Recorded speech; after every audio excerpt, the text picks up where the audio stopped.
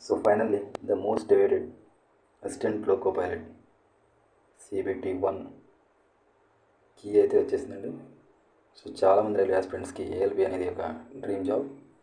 So ఈ పాటికి అందరూ వాళ్ళ రా మార్క్స్ చూసేసుకొని ఉంటారు.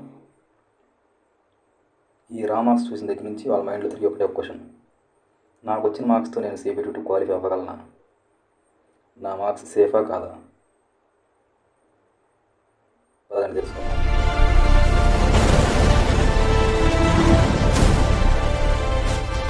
సో ఒక్కసారి వీడియోలోకి వెళ్ళే ముందు మనం ప్రజెంట్ అసలు మన సికింద్రాబాద్ జోన్లో ఎన్ని వేకెన్సీస్ ఉన్నాయో చూసి అసలు ఎంత కాంపిటీషన్ ఉందో ఎస్టిమేట్ చేసి ముందుకు వెళ్దాం. సో మనం చూసినట్టయితే ఇక్కడ యూఆర్కి వచ్చేసి 651 జాబ్స్, ఓబీసీకి 360, ఎస్సీకి 216, ఎస్టీకి 110, ఈడబ్ల్యూఎస్కి 163. సో మనకి టోటల్గా ఉన్న పోస్టులు వచ్చేసి 1500. ఉన్న జోన్స్ అన్నింటిలో కల్లా సికింద్రాబాద్ జోన్లోనే హయ్యెస్ట్ నెంబర్ ఆఫ్ పోస్టులు ఉన్నాయండి. దట్ మీన్స్ కాంపిటీషన్ కూడా హై ఉండే ఛాన్స్ ఉంటుంది. సో అందరూ మనకులాగే థింక్ చేసి ఎక్కువ పోస్టులు ఉన్నాయి కదా అని చెప్పి మోస్ట్ ఆఫ్ ద మెంబర్స్ సికింద్రాబాద్కి వెళ్ళి అప్లై చేసుకుంటారు. అందులో సికింద్రాబాద్ ఎప్పటి నుంచో చాలా ఫేమస్ జోన్. సో డైరెక్ట్గా కట్ ఆఫ్ అనాలిసిస్ చేసేదానికంటే ముందు కూడా ఒక్కసారి 2024లో అసలు ఎంత కట్ ఆఫ్ ఉంది CBT-2 క్వాలిఫై అవ్వడానికి అనేది చూసి మనం ముందుకు వెళ్ళిపోదాం. సో మీరు ఇక్కడ అబ్జర్వ్ చేస్తే యూఆర్కి, సో ఇది 100 కండి, ఇది అవుట్ ఆఫ్ 100.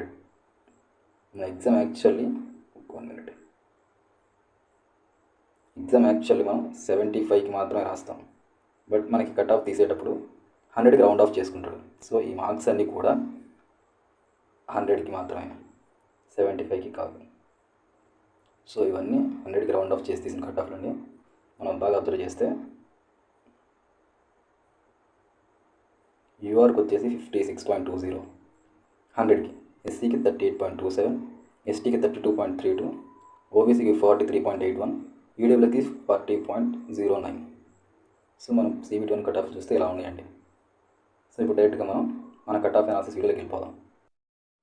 సో ఇప్పుడైతే మనం సికింద్రాబాద్ కట్ ఆఫ్ అనాలిసిస్ చేద్దామండి. Expected cut off to qualify for CBT-2. So డైరెక్ట్గా ఇప్పుడు మనం కట్ ఆఫ్ వీడియో స్టార్ట్ చేద్దామండి.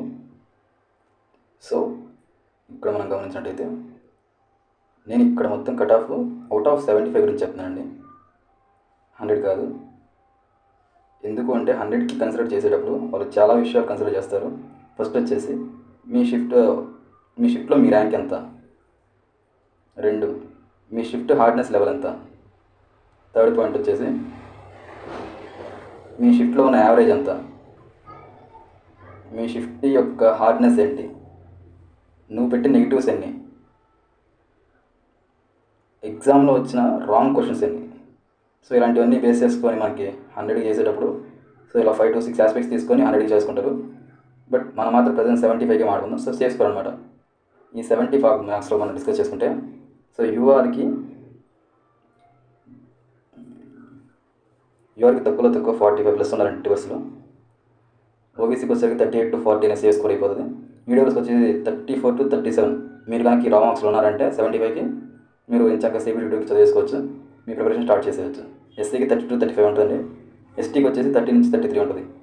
సో మీరు ఈ ఆస్పెక్ట్లో ఉంటే మీకు వచ్చిన మార్క్స్ మీ కేటగిరీ వైజ్ మీరు ఈ మార్క్స్ రేంజ్లో ఉన్నారంటే మీరు మీ ప్రిపరేషన్ స్టార్ట్ చేసేయచ్చు CBT-2 కోసం.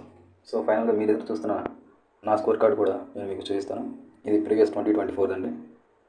సో నాకు CBT-1 ఎలా వచ్చినాయి, నేను ఎలా రాశాను, నాకు ఎన్ని మార్క్స్ వచ్చినాయి మనం డిస్కస్ చేద్దాం. సో నేను ఫస్ట్ ఎగ్జామ్ రాసినప్పుడు 75కి నాకు వచ్చిన రా స్కోర్ 48.3 అండి. మేబీ నాది ఈజీ షిఫ్ట్ అవ్వటం వల్ల నాకు ఓన్లీ 0.7 మాత్రమే నార్మలైజ్డ్లో యాడ్ అయినాయి. సో నా నార్మలైజ్డ్ స్కోర్ వచ్చేసి అరౌండ్ 49 ఫర్ 75కి నాకు వచ్చిన మార్క్స్ 49.